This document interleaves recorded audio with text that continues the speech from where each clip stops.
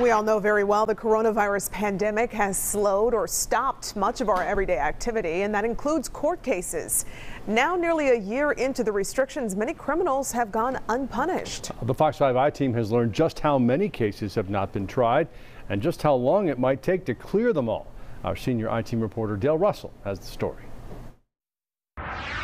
They were just spread all over the floors. Take a tour of the Fulton County District Attorney's office and you'll find all kinds of boxes lining the hallways, stacked to the ceiling, piled inside offices.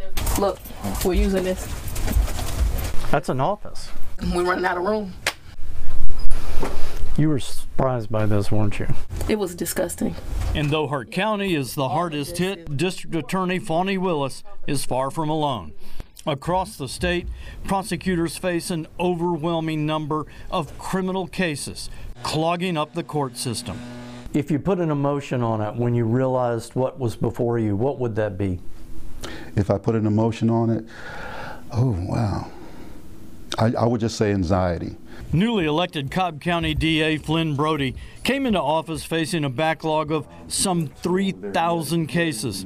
Victims, their families, and defendants all waiting for cases to be indicted, charged, or dismissed. We've got people who are a danger to the community who are out on bond that we need to make sure we get them back behind bars so they don't pose a danger. He got me right here in the face and then in my skull. Donnie Montcalm was shot 7 times in March of 2019. Cobb County homeowner Larry Epstein is charged with shooting him and his co-worker Jake Horn after the two men finished up electrical work at Epstein's home. Jake Horn died. Epstein's trial for murder was scheduled for last April, shut down by the pandemic. What's that like? It sucks. It sucks. It's hard. I want him convicted. I want him in prison where he can't do anything. The biggest backlog in the state, Fulton County.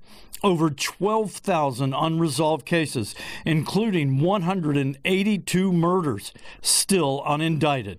The office was shameful.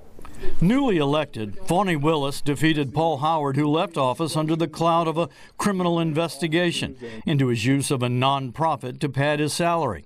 Along with 12,000 open criminal cases, Paul Howard left some 10,000 cases that needed to be closed out.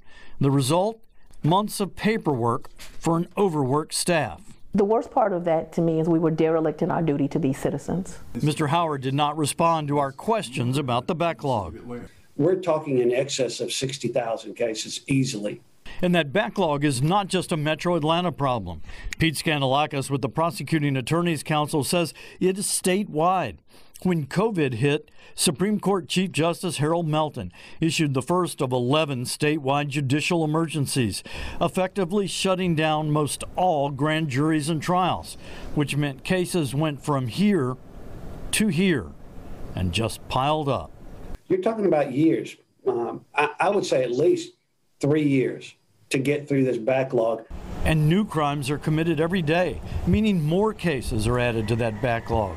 And there are only so many judges and so many courtrooms. And once those courts open up, there's still problems. Like Cobb County. Right now, this ceremonial courtroom is the only one big enough to handle a trial with safe distancing. But still, look at the jury box. Juror number 1 would sit right here, and juror number 2 would be another 6 feet away. Right here. Juror number 3, another 6 feet away.